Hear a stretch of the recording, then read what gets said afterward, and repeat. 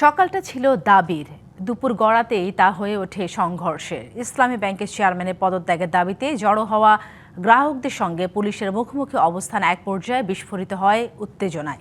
জলকামানের পানি, টিয়ারশেলের ধোঁয়া আর সাউন্ড গ্রেনেডের শব্দে থমকে যায় মতিঝিল। আহত হন অন্তত ৩০ জন। চেয়ারম্যানের পদত্যাগ দাবিতে বিক্ষোভ মতিঝিলে গ্রাহক পুলিশ সংঘর্ষ সকাল ৯:৩০টায়। মতিঝিলের দিলকুশায় ইসলামী ব্যাংক টাওয়ারের সামনে জড়ো হন শতাধিক গ্রাহক। বিক্ষোভ চলাকালে পুলিশ তাদের সড়ক ছেড়ে সরে যাওয়ার অনুরোধ করে, তবে দাবি আদায়ে অনড় থাকেন গ্রাহকরা। এক পর্যায়ে উভয় পক্ষের মধ্যে বাকবিতণ্ডা শুরু হলে পরিস্থিতি উত্তপ্ত হয়ে ওঠে। পরিস্থিতি নিয়ন্ত্রণে আনতে পুলিশ জলকামান, টিয়ারশেল ও সাউন্ড গ্রেনেড ব্যবহার করে। এতে শুরু হয় ধাওয়া পাল্টা ধাওয়া।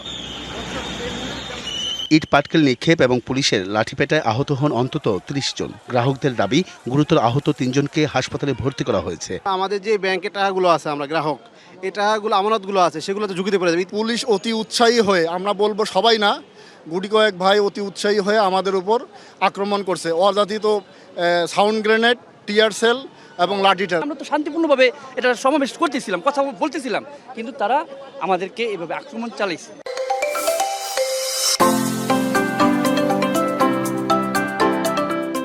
বিক্ষোভকারীদের অভিযোগ, ৫ই আগস্টের পর দায়িত্ব থেকে সরিয়ে দেয়া একজন কর্মকর্তাকে আবারও চেয়ারম্যান পদে বসানো হয়েছে। এস এ আলমকে পুনঃপ্রতিষ্ঠা করার জন্য সেই বিতাড়িত একজন লোককে, বিতর্কিত একজন লোককে ইসলামী ব্যাংকের চেয়ারম্যান করেছে। স্বৈরাচারী পদ্ধতিতে ব্যাংকে কোনো ধরনের পরিচালক, কোনো ধরনের চেয়ারম্যান থাকবে না। পুলিশের দাবি, আইনশৃঙ্খলা পরিস্থিতি অবনতি ঠেকাতেই প্রয়োজনীয় ব্যবস্থা নেওয়া হয়েছে। আপনাদের যদি কোনো দাবি দেওয়া থাকে, তাহলে আপনাদের প্রতিনিধি আমাদের সাথে যোগাযোগ করলে আমরা তাদের সাথে কথা বলাই দিব।